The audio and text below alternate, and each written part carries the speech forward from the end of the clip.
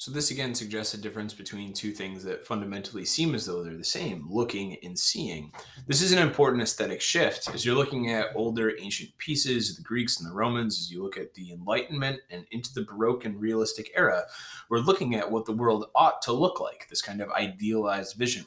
Realism is asking what it does look like according to nature, but Impressionism is asking what it looks like to me, or what other ways of seeing there can be other than just looking. And as you're looking at Impressionism, and here's another opportunity to study in brief a female artist, this piece, Villa at the Seaside, we are clearly seeing brushstrokes. We are clearly looking at a painting. We're not seeing some realistic image. We're looking at an artist's impression of that image. And this creates something inherently subjective. These brushstrokes on her dress seem to be important place markers for the frills, but as we get to her face, if she's wearing a veil or if she's not, certainly her dress here, her arm, we're looking at things that feel almost like sketches. The elbow of this child seems to have more definition than the child's head, which again suggests something that feels like it's half complete. It isn't fully done. And then as we get into this place, we get a clear sense of something that almost feels like these smudges, these heavy paint lines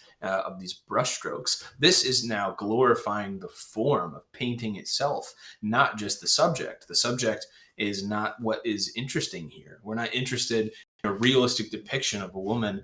We're instead now interested in this aesthetic way of rendering a painting.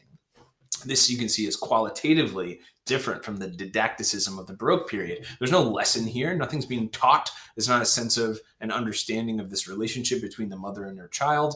We're instead being invited to see things the way that the artist sees things. And what brings the Impressionists up to this level is through their play with color and with light, and the suggestion that that really is the main thing that we should be looking at. And nobody does that better than Monet. So this piece is where the Impressionists got their name from. It's called Impression Sunrise. As is often the case, people don't really like the labels that they're given. So none of the people that are labeled Impressionists at the time were like, yeah, that's totally what I am. Monet was really interested in light and in color. And you can see here something that feels like, remember that painting we looked at by Turner of the steamship in a snowstorm, where again we have these swirls. But because it's romantic, that piece had a lot of drama and a lot of dun dun dun dun kind of Beethoven stuff in this. But because this is impressionistic, it has something that feels much more placid and calm and reverent. Well, reverence not the word. Reverie is the word I'm looking for. Something that feels more dreamlike and delightful in nature. Right. So again, this is Impression Sunrise by Monet, probably a piece that you have seen before. Lisa Cabot Perry, who was a student of Monet's, said this about Monet. I remember his once saying to me, and these are Monet's words as told by Perry, when you go out to paint, try to forget what objects you have before you, a tree, a house, a field, or whatever. Merely think, here is a little square of blue, here an oblong of pink, here a streak of yellow, and paint it just as it looks to you, the exact color and shape, until it gives your own naive impression of the scene before you.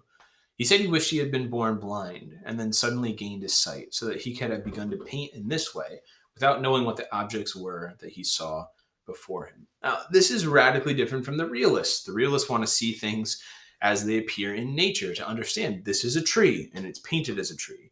Monet has this almost microscopic approach that says, blur your eyes and look at it in a different way. Don't think of it as a tree. Don't let the object define for you the painting. Instead, view it as you view it. What are the colors? What are the shapes? And create it from scratch. And then see if you get a tree at the end. And that's kind of what an impressionistic painting looks like. If you look closely at it, you see independent brushstrokes and you see lots of color and lots of things that are hard to kind of understand in isolation. But as you stand back from it, now all of a sudden you understand the object that is portrayed. Because again, the goal here is not to portray an object in a realistic manner.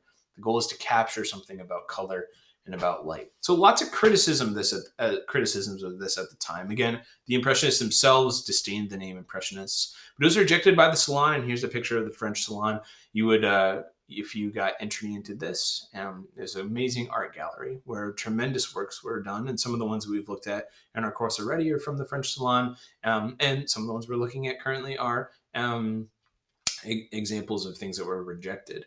The problem with the Impressionists that these people had was they didn't just revile the form, but they also reviled the fact that what are these subjects? There's like nothing here. We're just looking at like a dude in a boat on the water. There's no grandeur in the subject. It's not sublime. There's no tremendous inspiration, and it's not even all that great to look at. It's just smudges of paint on a page. Monet did a lot of series because he became very interested not in only the subject itself, but the way that the subject appeared. And so he would return to the same place and paint it in different ways to get a sense of what it looked at different times of the day. And so he's, according to Gombrich, not interested in, we'll see the series of railway paintings in a second, the railway station as a place where human beings meet or take leave. He's interested instead in what Gardner says is light. That's properly the form of his paintings. He's not accepting the narrow definition that recognizes formal properties only in firm geometric shapes. He's more interested, again, in the impressions, the way that things appear at different times of the day, and the light and the bustle and the color.